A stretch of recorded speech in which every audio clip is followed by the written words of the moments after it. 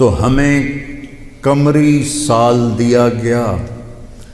اس کی وجہ مجھے سمجھ آئی 2014 میں جب میں ناروے گیا، اور ناروے میں ہے اینڈ آف دا ورلڈ، شمال میں and of the world Norway میں ہے۔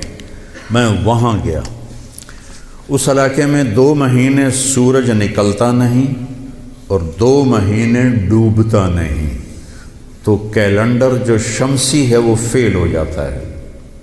رات ہے لیکن سورج نکلا ہوا پتہ نہیں دن ہے یا رات، دن ہے سورج نکلا ہوا پتہ نہیں دن ہے یا رات ہے۔ تو کئی علاقے ہیں ایسے اوپر شمال میں جہاں سورج کا کیلنڈر فیل ہو جاتا ہے۔ تو 3 گھنٹے کا اوسلو سے جہاز تھا، آگے 5 گھنٹے کا موٹر کا سفر تھا، 8 کلومیٹر کی سرنگیں تھیں، اور پھر آخری بستی مچھیروں کی تھی، وہاں سے پھر 1.25 گھنٹہ آگے موٹر کا سفر تھا۔ تو جب ہم وہاں پہنچے تو وہ جون جولائی سورج ڈوبتا نہیں، 1 اگست کو ڈوبنا شروع کرتا ہے، اور ہم 4 اگست کو پہنچے، اور شروع میں بس 1 تاریخ کو ایسے ڈوبتا ہے ایسے نکل آتا ہے، پھر 2 کو تھوڑا سا وقفہ کرتا ہے، 3 کو تھوڑا سا وقفہ کرتا ہے۔ 4 اگست کو 20 منٹ کی رات تھی، چونکہ میں 4 اگست کو کیوں مجھے یاد ہے، 4 اگست کو 20 منٹ کی رات تھی، اور ہم وہاں پہنچے تو ابھی ہم نے مغرب بھی پڑھنی تھی، عشاء بھی پڑھنی تھی، اور سورج نکلنے سے پہلے فجر بھی پڑھنی تھی۔ تو یہ ایک انوکھا واقعہ میرے ساتھ آیا ہے جو شاید ہی کسی اور کے ساتھ پیش آیا ہو، یا میرے ساتھ جو ساتھی تھے وہاں میں بھاگا، اور ریلنگ تھی اس کے ساتھ کھڑے ہو کر میں نے اذان دی۔ مجھے اللہ کی مخلوق کو 2 دفعہ دیکھ کے ہیبت طاری ہوئی۔ ایک ماؤنٹ ایورسٹ کو دیکھا کہ وہ پوری طرح ننگا تھا، چوٹی خالی تھی، دیکھ کر میں بالکل گم ہو گیا، جس کے کیل اتنے بڑے ہوں وہ اللہ کتنا بڑا ہوگا۔ اور ایک وہ جب میں اینڈ آف دی ورلڈ پر پہنچا تو اس کا وہ منظر دیکھ کے میں گم ہو گیا۔ میں نے اذان دی، ٹھنڈی ہوا چل رہی تھی، تو میں نے قبلہ دیکھنا چاہا تو چاند سامنے چمک رہا تھا، سورج فیل ہو گیا تھا، چاند چمک رہا تھا۔ تو آج سمجھ میں آیا کہ اللہ نے ہمیں چاند کا کیلنڈر کیوں دیا ہے، کہ میرا نبی سارے زمانے کا نبی ہے۔ جہاں سورج نہیں نکلتا اور جہاں سورج کئی مہینے نہیں ڈوبتا، اگر وہاں کوئی مسلمان ہیں تو دن رات کا حساب کیسے لگائیں گے؟ چاند کو دیکھ کر۔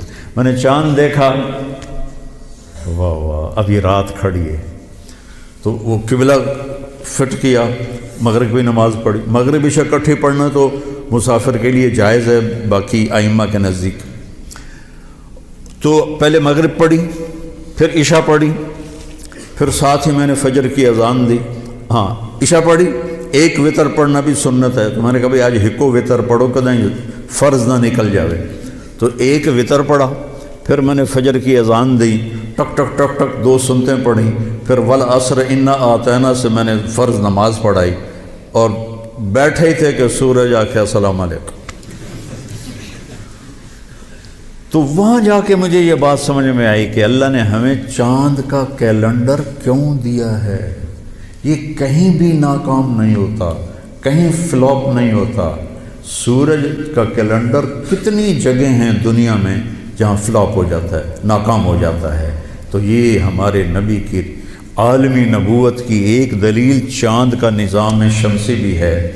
تو بھائیو، میں بہت ساری باتیں وقت کے متعلق بتا گیا، کہنا تو یہ تھا کہ ہندسہ بدلا ہے تو اپنے آپ کو بھی بدلیں، توبہ کریں اپنے رب کی بارگاہ میں، اور گناہوں سے توبہ کریں۔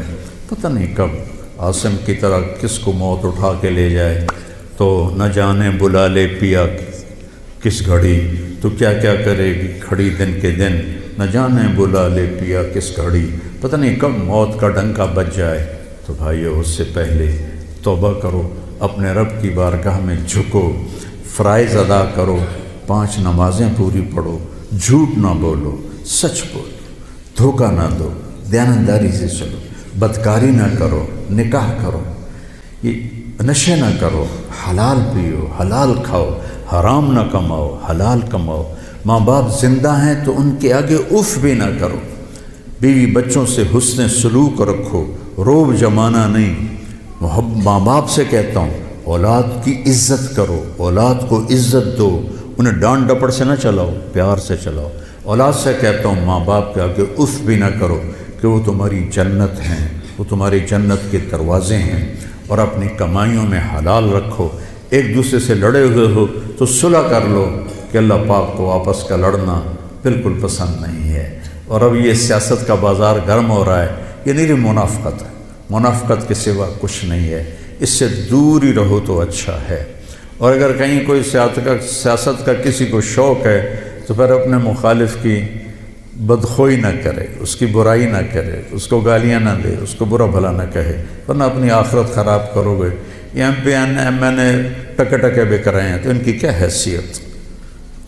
آج کل کے وزیروں کو کون پوچھا؟ وزیر اعظم کو کوئی نہیں پوچھتا تو وزیروں کو کس نے پوچھنا؟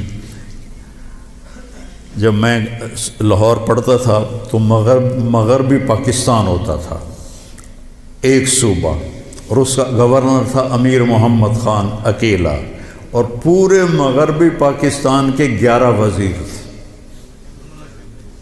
ان کا روب بھی تھا، ان کے پاس پاور بھی تھی، ان کا پروٹوکول بھی تھا، وہ دیانتدار بھی تھے۔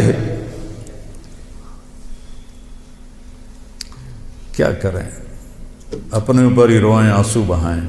تو بھائی توبہ کرتے ہو سارے؟ کہو میرے ساتھ، یا اللہ میری توبہ، پھر کہو یا اللہ میری توبہ، پھر کہو یا اللہ میری توبہ۔ انشاءاللہ ہماری توبہ قبول ہوگی، اور اگر کبھی ٹوٹ جائے پھر توبہ کر لینا، اللہ پھر معاف کر دے گا انشاءاللہ۔